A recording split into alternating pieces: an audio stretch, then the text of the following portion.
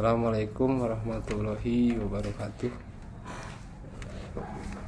Pada kesempatan hari ini saya akan mengerjakan tugas ujian semester 6 mata kuliah kewirausahaan.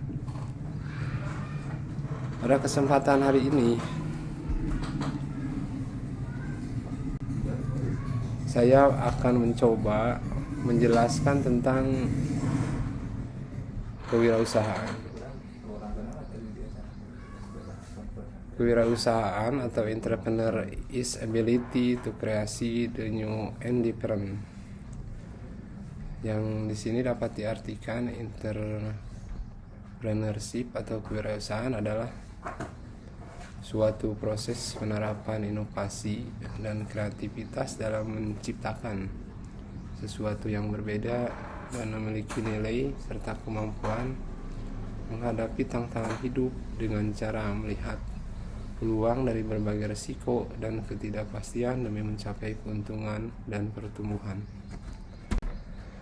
Kemudian ada keterlibatan government entrepreneur. Ya, di sini adalah pemimpin negara yang punya kemampuan mengelola dan menumbuhkan jiwa dan kecakapan wirausaha penduduknya.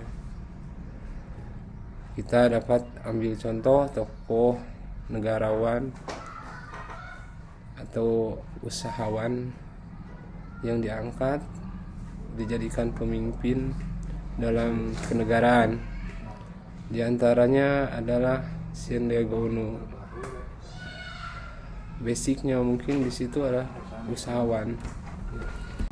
Kemudian dalam mengambil suatu wirausaha, di situ ada mitigasi risiko. Di sini dapat diantisipasi langkah-langkah yang dapat mengurangi kerugian dalam menjalankan suatu bisnis yang nantinya akan berdampak sedikit pada kelangsungan bisnis utama. Kemudian adanya konsepsi. Konsepsi di sini adalah suatu konsep yang dapat dikolaborasikan dengan mitigasi risiko. Kemudian di sini dapat kita buatkan suatu tabel dalam melaksanakan suatu kewirausahaan. Di antaranya adalah kepemimpinan kewirausahaan. Dalam wirausaha harus ditentukan visi, misi, dan bisnis. Kemudian diterapkan dengan strategi bisnis. Dalam strategi bisnis kita kembangkan langkah-langkah atau antisipasi manajemen bisnis atau pengelolaan dalam usaha. Di antaranya dalam sektor produksi. Di situ kita bahas produksi dengan modal dasar dan proses dalam mengeluarkan suatu produk, jasa atau barang. Kemudian kita lihat dengan sektor pemasarannya. Dalam sektor pemasaran kita dapat kita gunakan suatu alat atau dengan media-media lain yang dapat memperlancar dalam proses pemasaran. Kemudian sektor keuangan dalam mengolah keuangan kita harus konsisten dalam menjalankan suatu usaha dalam proses pengeluarannya.